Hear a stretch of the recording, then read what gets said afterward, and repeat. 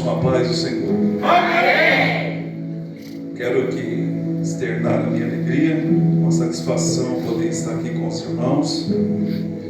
Confesso que hoje foi um dia difícil, mas nós estamos aqui para louvar, para bendizer aquele que é digno de toda a honra e de toda a glória. A Bíblia diz que o amor de Deus ele é tão grande que chega a constranger. Então você tenta imaginar a proporção do seu amor. E o fato de você estar aqui essa noite é porque você tem uma necessidade. Ninguém vem para a igreja sem nenhum propósito, sem nenhum objetivo, sem que haja uma necessidade impulsa para que você esteja num lugar como esse.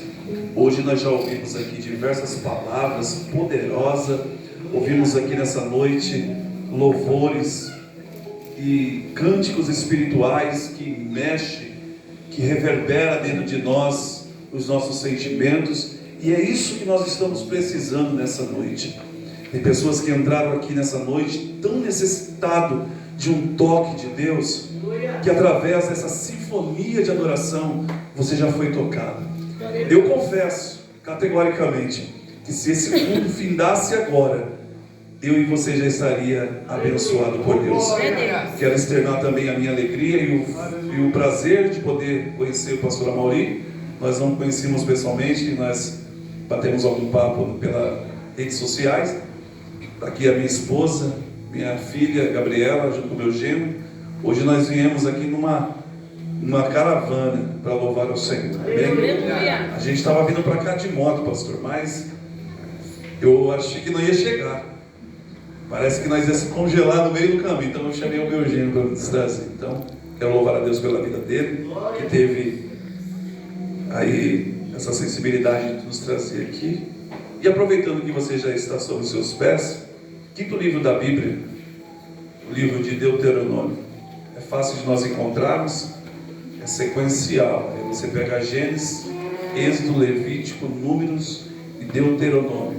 O capítulo é de número 34. Amém? Eu já ouvi falar hoje aqui de Moisés. Eu falei, estou na fiação então. O negócio hoje aqui é sobre ele. Glória a Deus. Livro de Deuteronômio, capítulo 34. Enquanto os irmãos procuram, eu vou tentar louvar aqui. Amém? Pode soltar o louvor aí. Você que vai encontrando, já pegue a Bíblia, coloque aberta na cadeira aí, já pegue na mão de alguém do seu lado aí para aquecer. Deus tem uma palavra para o seu coração essa noite, amém? Aleluia, Deus.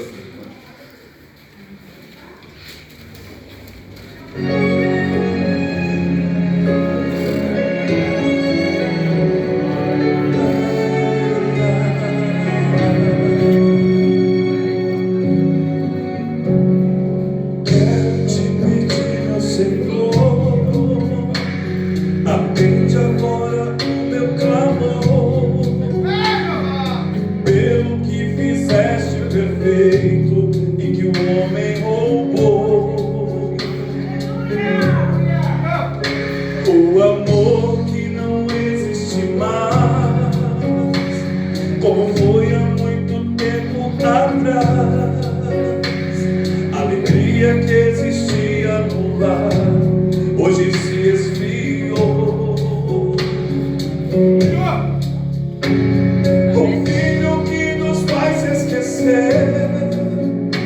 A família que não se fala mais, a filha que perdida está, um casal que pensa em se separar, o desprezo que o vovô suportou, a indiferença que sofreu a vovó, o orgulho invadiu corações, mas Deus pode restaurar esse amor.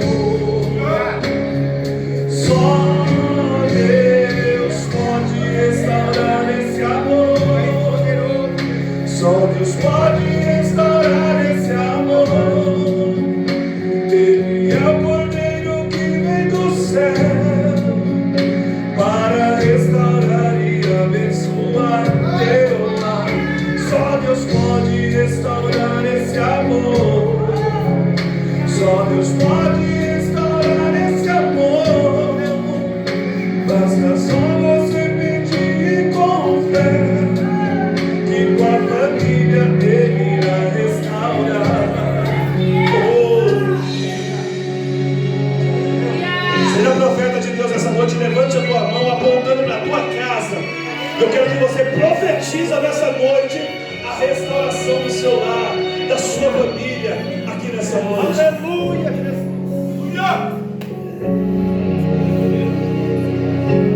Glória a Deus.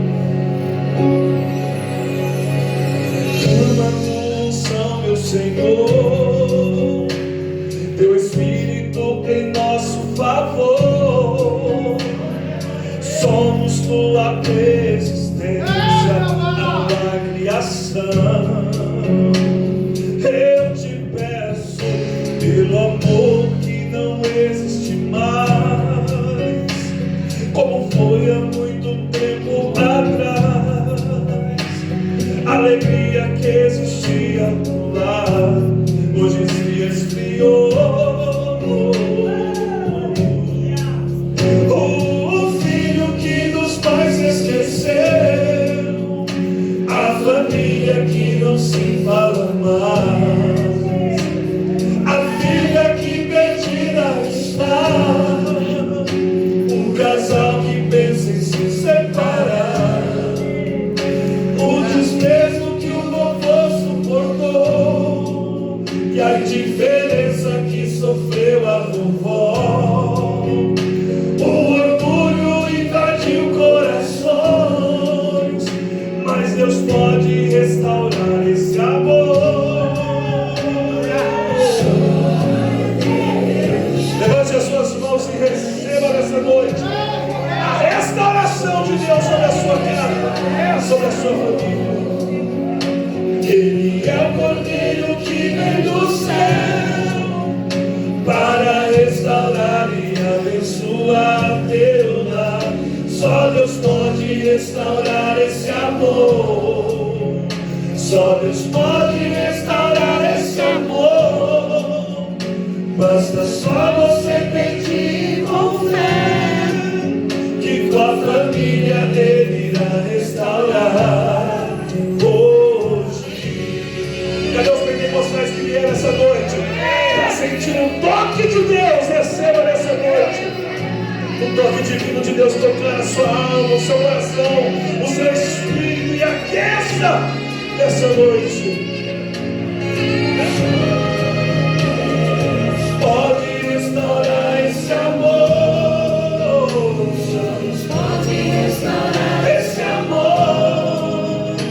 Ele é o Cordeiro que vem do céu para restaurar e abençoar teu lar. Para restaurar esse amor, pode restaurar esse amor.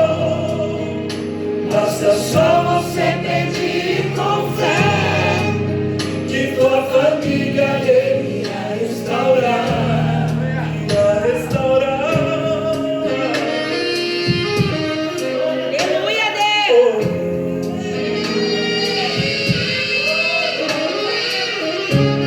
Basta só você pedir com fé, basta só você pedir com fé.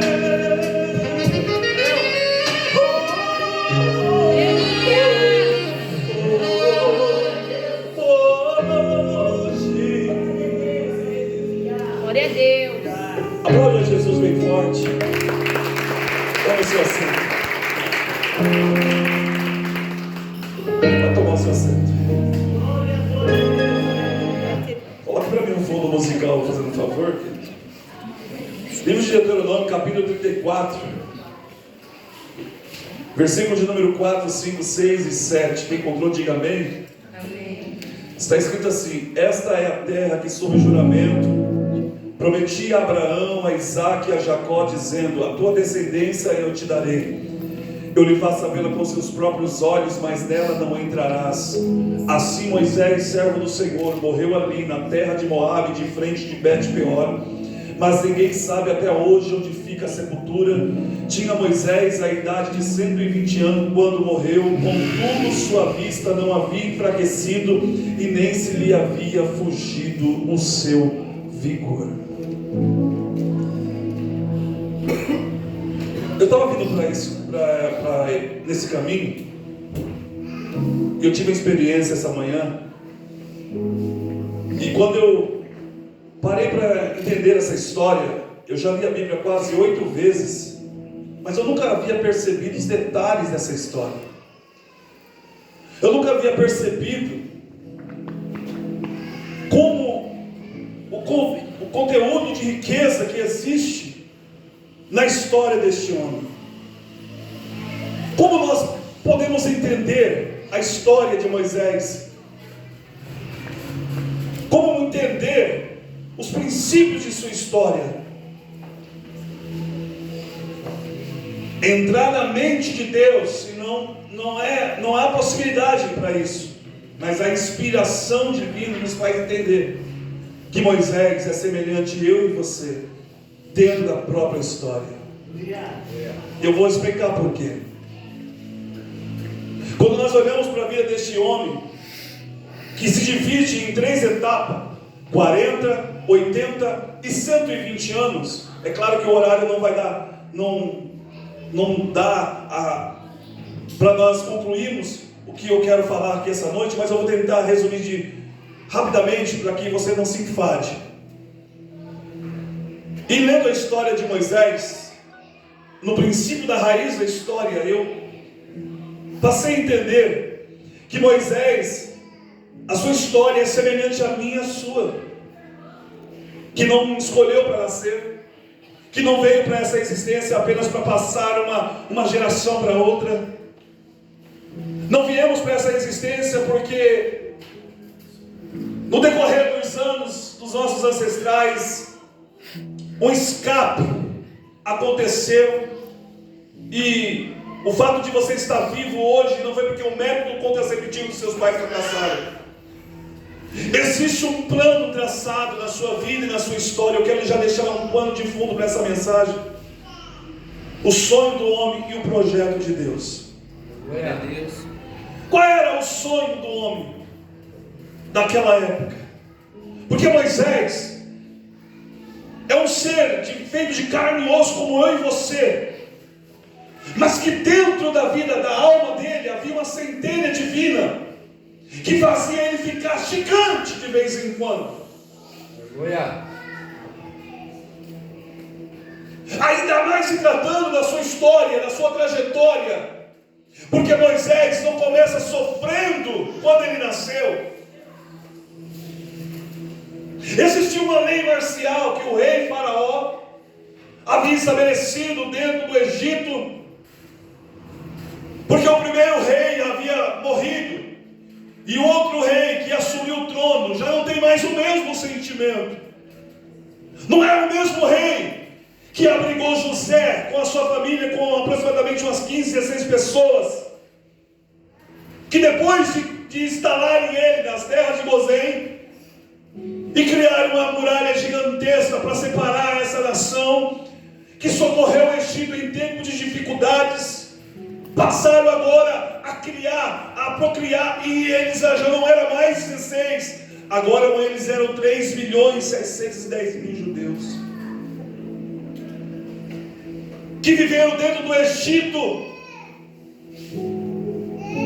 Não era para pagar uma dívida, não, é porque a sua descendência salvou e salvaguardou o Egito em tempos de dificuldades. Todos nós sabemos a história, cartilha de crente. Só que essa nação agora, ao outro rei assumir o trono, que não tinha o mesmo sentimento que o primeiro, que havia trazido Israel para viver dentro do Egito, o sentimento dele agora muda. E a percepção vai além, porque eles percebem que a nação dos hebreus estão crescendo demais, estão se multiplicando. Na instância que ele se multiplica, a preocupação também é iminente. E eles chegam ao consenso de que já não dava mais para mantê-los ali. Eu penso comigo que os súditos dos seus reinos havia feito uma assembleia, uma reunião, para chegar a uma conclusão do que fazer com aquela nação que estava crescendo no Egito. Aí o rei não podia matá-los, não podia assassiná-los, porque tinha uma dívida pendente.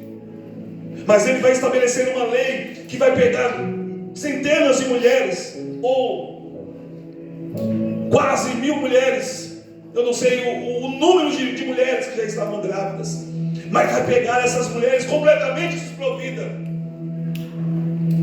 E entre todas essas mulheres, uma se destacava, era chamada Joquebede, a mãe de Moisés, que já gerava essa criança no ventre. E descobre que a lei é estabelecida e não há como esconder. Ninguém consegue esconder uma gravidez, a barriga cresce. Naquela época não havia ultrassonografia, não havia tecnologia para descobrir o sexo de uma criança. A sorte era a possibilidade, porque Faraó disse: olha, eu vou dar uma opção, não vai nascer ninguém do sexo masculino e vai viver. Se nascer menina, dará continuidade, mas se nascer menino, morrerá o fio da espada. E colocaram os soldados à porta da tenda, das parteiras, pronto a desferir um golpe mortal na vida das crianças do sexo masculino que vivia. Possivelmente algumas crianças já havia nascido naquele tempo negro. E Joquebede saindo agora com dor de parto para aquela tenda. E quando ela vai dar a luz, não há prazer, não há alegria no seu semblante. E uma criança, para quem é um casal, sabe que é a coisa mais esperada na vida de um casal. Concorda comigo?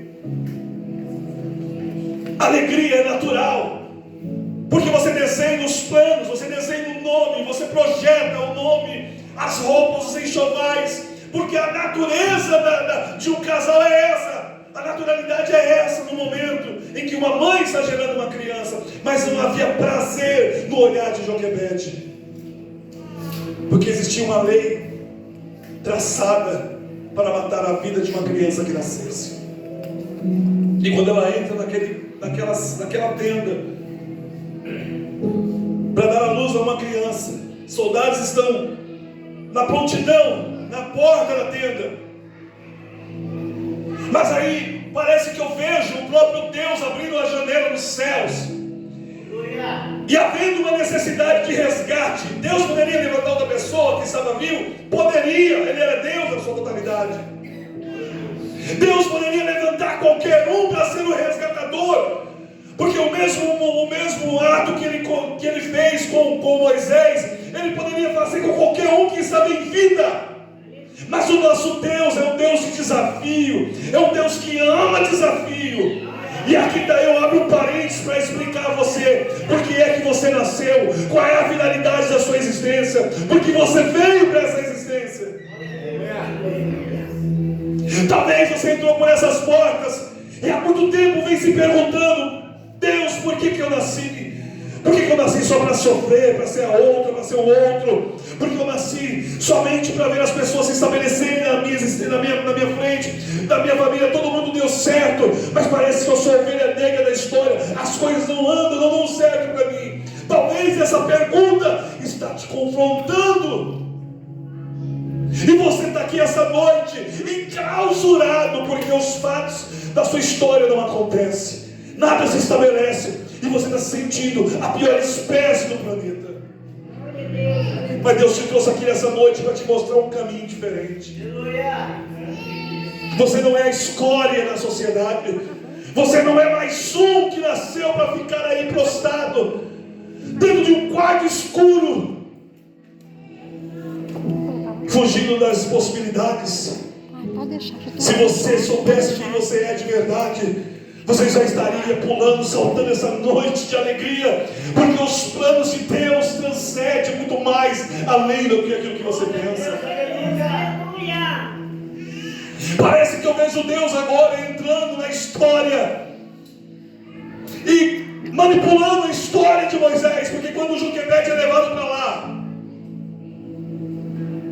A parteira que estava fazendo par daquela criança, olhando para a mãe, torcendo, orando, fazendo os seus tipos de orações que ela fazia, diante das possibilidades para que Deus ouvisse a oração daquela mãe que estava aflita. Glória a Deus. E quando nasce, não nasce uma menina, nasce um menino. Eu quero que você espiritualize, como eu espiritualizei, o momento em que Moisés nasce, a frustração no olhar de Joquebede. A parteira não tem o que fazer.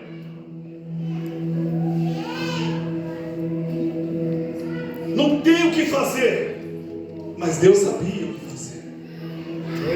Parece que eu vejo Deus abrindo a janela do céu, uma janela pequena, pegando a tua mão e colocando sobre a vida daquela parteira e dizendo: poupe a vida dessa criança, porque eu tenho um plano na vida dela.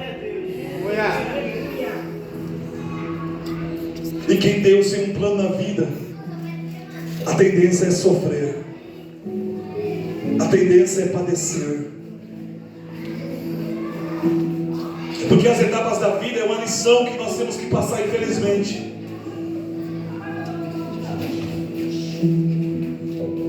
E a Bíblia diz que ali começa o maior sofrimento da vida daquele garoto.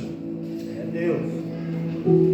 Parece que eu vejo a parteira colocando a mão naquela criança, sentindo a energia, dizendo: eu não posso matar essa criança, porque essa criança é especial.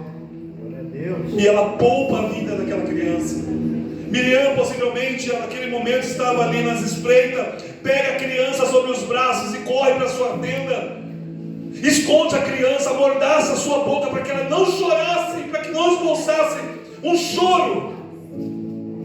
E aqui essa criança começa sofrendo o seu primeiro sofrimento, que foi tirado da sua vida, é o desejo de chorar.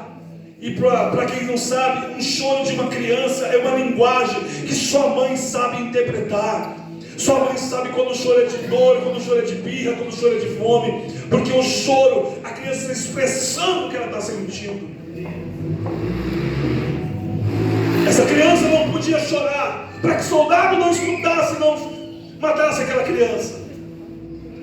E se não bastasse isso, a mãe com as entranhas dilaceradas, porque acabaram de gerar uma criança, para esconder o momento que havia sido gerado, ela tem que ser arrastada ainda, porque ela é escrava, e trabalhar quase 16 horas debaixo de sol quente.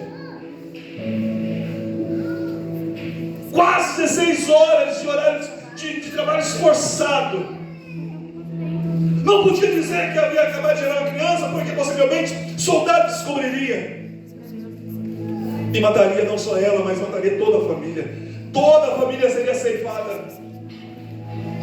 E a criança foi levada para casa, amordaçaram a sua boca, o soldado invade a sua tenda, não acha a criança, porque a criança está escondida. E o segundo direito dessa criança é roubado. Pergunte qual? Mais forte, pergunte qual? Ela não podia tomar aquele banho de sol como eu e você tomamos quando era criança, para que não haja na pele aquela infecção chamada tirícia, ou não sei o nome certo, aquelas manchas vermelhas que ficam no corpo, porque estava em voltas de pano, escondida, não podendo chorar. E a mãe era escrava. Escrava não se alimentava direito, comia apenas o resto que sobrava dos soldados, que era misturado com as águas barrentas do rio Nilo, como pepino, alho e cebola. Agora cá para nós faz uma equação, como eu já fiz, e chega a uma seguinte conclusão: que uma mãe que acabara de gerar uma criança, comendo uma espécie de lavagem como essa, qual era a qualidade do leite que essa mãe tinha para dar para essa criança? Fala para mim. Quem já passou pelo continente africano sabe a dor que é de uma mãe querer dar leite para os seus filhos e não poder dar, porque suas mamas são murchas e caídas, porque são más alimentadas. Eu fiz uma equação e cheguei a um consenso que aquela criança não sobreviveria muito tempo. Aí acontece algo inesperado. Deus entra na história, intervindo na história, e agora faz que aquela criança, durante 3 meses, viva. Na minha equação, ela já era para estar definhando e morrendo, mas passa 3 meses, e se não bastasse isso, nem o nome colocaram na criança. Eu entendo porque não colocaram o nome naquela criança, porque quando você coloca o nome em alguém, você passa a ser íntimos e ter saudades e ter lembranças. Concorda comigo? Mas quando não tem um nome, isso passa e você acaba esquecendo. Por isso não colocaram o nome daquela criança. E eu vou abrir um parênteses aqui para aplicar na sua vida, porque como eu e você, ninguém acreditava que nós íamos nascer. Houve dificuldades, sim. Quando você nasceu, as pessoas diziam: olha, vai nascer com problema, vai nascer com isso, com aquilo, vai ter dificuldade no futuro. Mas olha você aí, perfeitamente, andando, sorrindo, batendo palma, cantando, pregando, falando do amor de Jesus, porque você teve uma chance. Talvez alguém disse: olha, se eu for perguntar aqui quantas pessoas aqui passaram pela sombra da morte, é claro que algumas levantarão a mão dizendo: eu quase morri, eu quase passei por isso, quase fui atropelado aquele dia, quase morri naquela doença que eu tive, e você está vivo. Glória a Deus. Porque existe uma possibilidade de uma conquista, de uma vitória que Deus desenhou como plano na sua vida que está em andamento. Talvez a sua sensibilidade não dá essa possibilidade para você acreditar, mas Deus te trouxe aqui essa noite para dizer: meu plano na sua vida ainda está de pé. Aconteça o que acontecer, haja o que houver, o plano de Deus está sobre a sua vida. Quem crê nisso, jogue a mão para cima e dê glória para viver que você está aqui.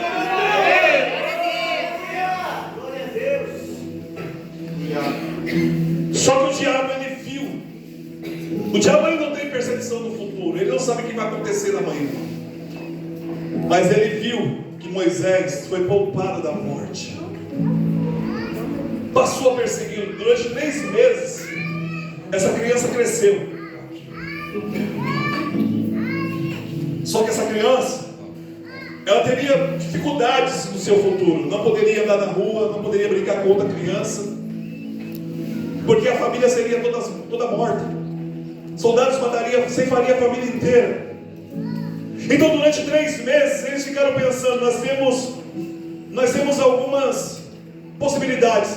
Nós matamos essa criança e poupamos a nossa família, não tem um nome, e nós acabaremos de esquecer dela. Só que já havia se familiarizado com a criança. Então, para não matá-lo, poderia afogar no balde a criança, poderia degolar o pescoço, morreria rápido, mas ninguém tinha coragem. Então Arão e Joquebede têm um consenso: vamos fazer um cesto pequeno, vamos pegar essa criança, colocar dentro daquele cesto. Pela madrugada, aos olhos dos soldados, nós vamos descer ao rio Nilo e vamos fazer como as egípcias faziam quando queriam acatar a ira dos seus deuses.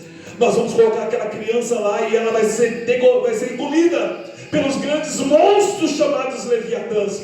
Você sabe que um leviatã é um crocodilo de quase 3 metros de comprimento, cuja boca aberta pode abraçar o homem em fase adulta. Agora esses pais vão pegar essa criança que não pediu para nascer, sem pretensão nenhuma de futuro, vão colocar dentro daquele cesto e jogar dentro do rio para ser morto. Vai descendo a história. Talvez você está aqui essa noite achando que só você sofre, só você padece, só você passa perseguição. Os que passaram antes de nós sofreram muito mais do que nós podemos imaginar, para nos dar exemplo que nós também podemos, porque ninguém consegue parar quem quer vencer. Glória a Deus. Já viu alguém tentar parar alguém que quer vencer? Ninguém consegue.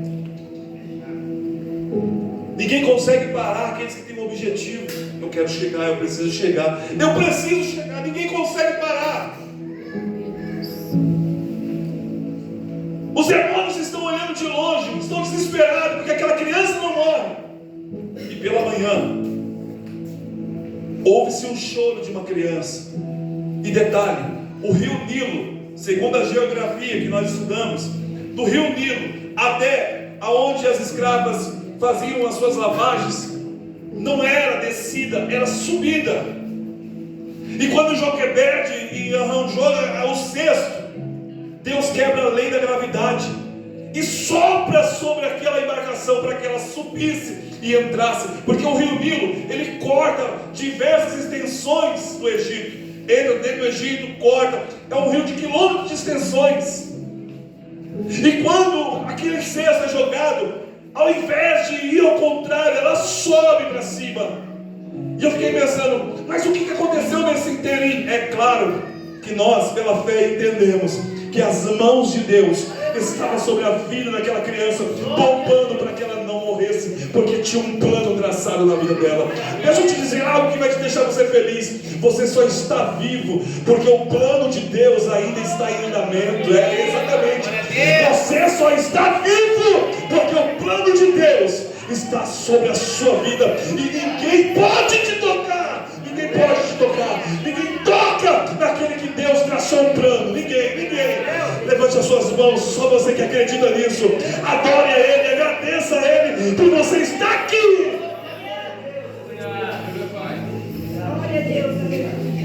Pela manhã, aquela criança é apalpada por uma rainha. Eu fiquei pensando, como é que pode?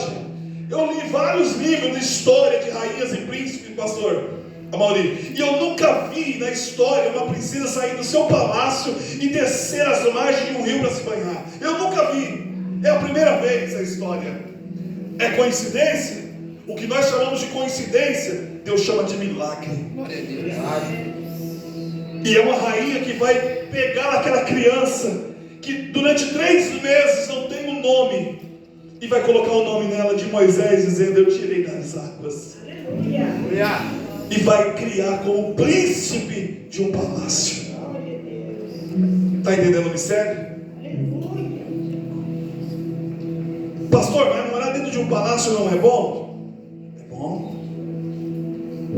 Ter a melhor roupa, ter acesso a todas as portas do palácio, ser herdeiro de um trono, é simplesmente maravilhoso.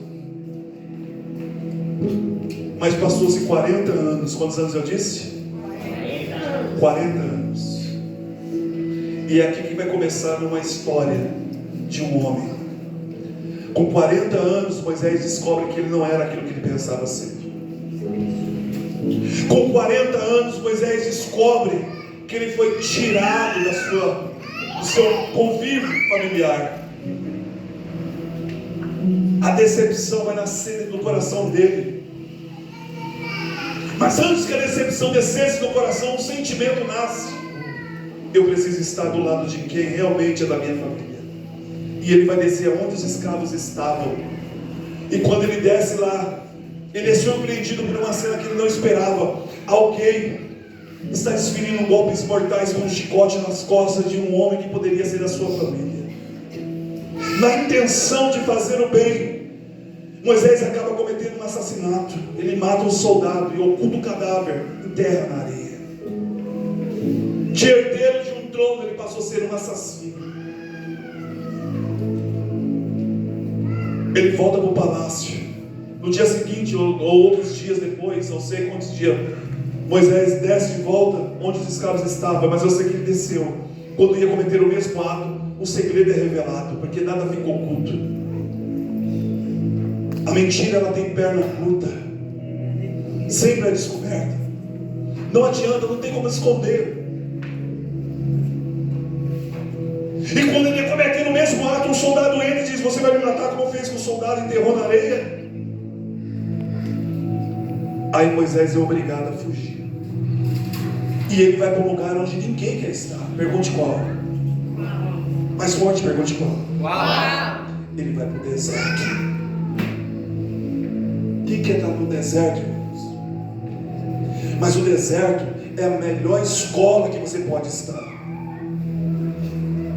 Tem hora que Deus tem que nos levar para o deserto. E o deserto que chega na nossa vida é quando as pessoas se afastam. É quando as pessoas te deixam de lado e não acreditam em você. Pasme o que eu vou dizer. Não é todo mundo que senta com você, que toma café com você, que discursa algum tipo de assunto no WhatsApp, no Facebook, no Instagram, que acredita no seu potencial, que acredita que você pode ser alguém na vida. Quando Deus nos leva no deserto, Ele está nos mostrando uma lição. Porque o deserto não tem entretenimento, não tem shopping center, não tem lojas de roupas de grife, não tem McDonald's, não tem nada disso. É só você e a sua experiência. E quem já passou pelo deserto sabe do que estou dizendo. Eu já passei várias vezes no deserto. O deserto é um lugar hostil, é um lugar triste, vazio, um lugar onde a sua perspectiva diminui, onde a sua visão, que outrora era amplamente grande, se diminui. E os desertos nos fazem acreditar em coisas que não existem. Engana a nossa visão, para nós fugir do propósito. Quem já passou pelo deserto sabe o que é que eu estou falando. É quando você não quer ver ninguém. É quando o seu dia não está bem. Você não quer ter contato com ninguém. Você se tranca, se fecha como um repolho, se sufoca. E nessa hora é que o diabo aparece para tocar na sua pior sensibilidade, para dizer a você: está vendo? Eu não disse que você nunca seria ninguém.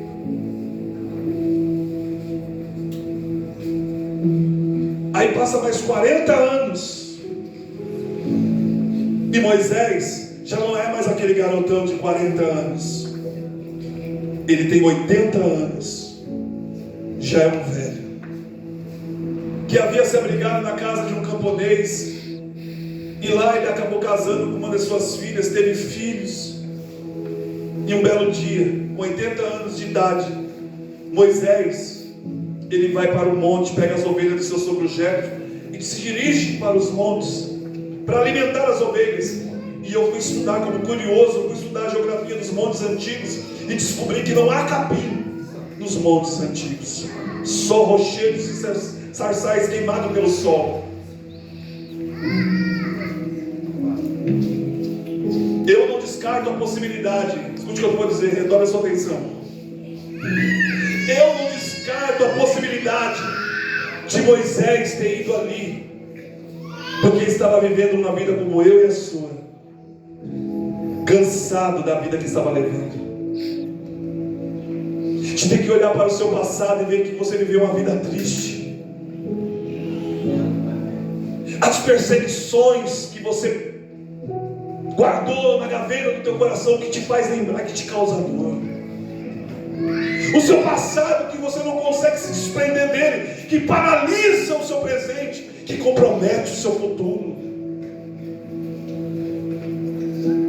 Tem pessoas que estão aqui essa noite, já estou terminando. Tem pessoas que estão aqui essa noite que não conseguem dar um passo para frente, porque está paralisado pelo passado que te atormenta. Porque você está aqui pensando: puxa vida, eu tive uma vida tão boa, eu tinha isso, eu tinha aquilo. Você vai calculando tudo que você conquistou, e uma circunstância foi suficiente para tirar, para roubar das tuas mãos o maior prazer que você tinha, que era a sua alegria. Você vem com uma reunião como essa e a gente fica aqui: dá glória, e você não consegue. Eu entendo porque você não consegue. Não é porque você não quer, é porque existe um encauso dentro de você que te atormenta todos os dias. Você está sofrendo.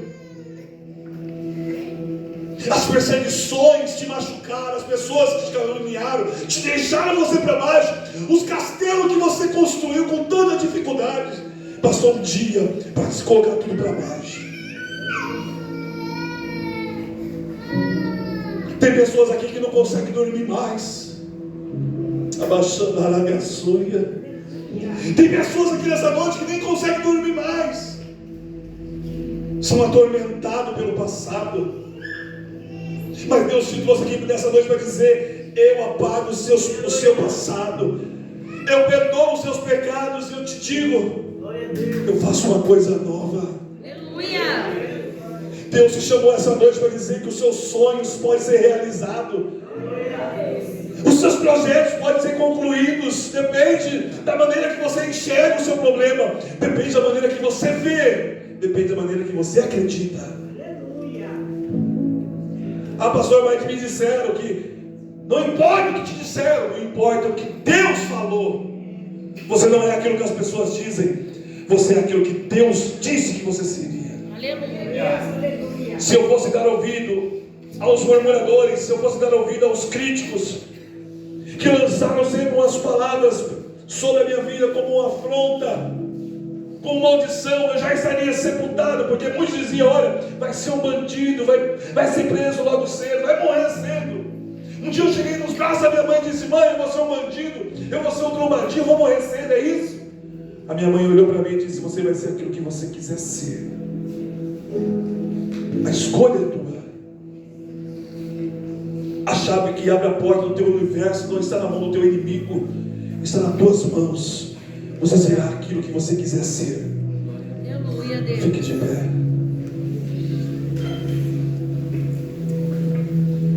Com 80 anos, não dá para ir mais além. Com 80 anos, Moisés teve uma das maiores experiências da sua vida. Ele teve um encontro com Deus, que virou a sua vida do lado do avesso, que transformou o coração dele amargurado, que trouxe de volta a esperança de um futuro comprometedor. Porque Deus falou para ele: olha, Moisés, eu tenho um plano e eu preciso de alguém. E cá para nós, olhe para cá, redobra sua atenção. Quando Deus precisa mudar a história de uma geração, Deus não precisa de milhares e centenas de pessoas. Quando Deus precisa mudar a história de alguém, Ele não precisa ir nas câmaras das prefeituras em Brasília, Ele não precisa ir aos grandes deputados e governantes que regem esse país. Quando Deus precisa mudar a história de uma nação, Ele conhece o seu endereço e Ele conta com você. Será que essa noite você está disposto a se entregar para Ele e dizer: Senhor, eu estou aqui, eu quero viver a tua dependência, e tudo que me faz se afastar de ti, bloqueia, anula, deleta no meu coração. Deus está te chamando para um propósito.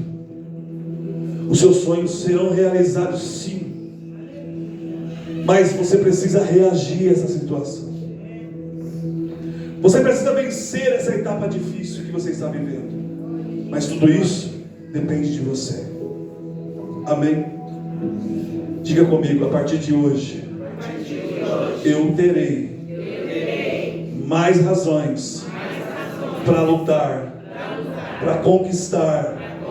Eu não deixarei que ninguém bloqueie os meus passos, porque eu sei quem rege a minha história é Ele, o autor da minha história. Aleluia. Olhe para a pessoa que está ao seu lado e diga profeticamente: Deus tem um plano na sua vida, e Ele vai cumprir tudo aquilo que Ele prometeu. Se Ele te der um sorriso, dê um abraço nele ou nela, com respeito e carinho, e profetiza na vida dele a vitória. Não dá mais para continuar, pastor. Nós poderíamos chegar até os 120 anos, mas não dá mais, tá bom? Já passei alguns minutos. Que Deus abençoe sua vida, que Deus dignifique o seu ministério, que tange as suas necessidades, que as mãos do Senhor façam sempre prosperar. Deus abençoe a pastora Mauri pela oportunidade. A recíproca é a verdadeira. Amém? Conte conosco com as nossas orações. Que Deus abençoe a sua vida, dignifique o seu ministério, e que o Senhor supre todas as suas necessidades em dobro, em nome do Senhor Jesus. Que todo mal caia por terra, que todo levante, que toda inveja caia por terra, e que o Senhor exalte a sua vida pela sua humildade e pelo seu caráter que o Senhor preservou sobre a sua vida. Que Deus abençoe sua família e abençoe de forma coletiva a igreja essa noite. Aplaude ao Senhor bem forte essa noite.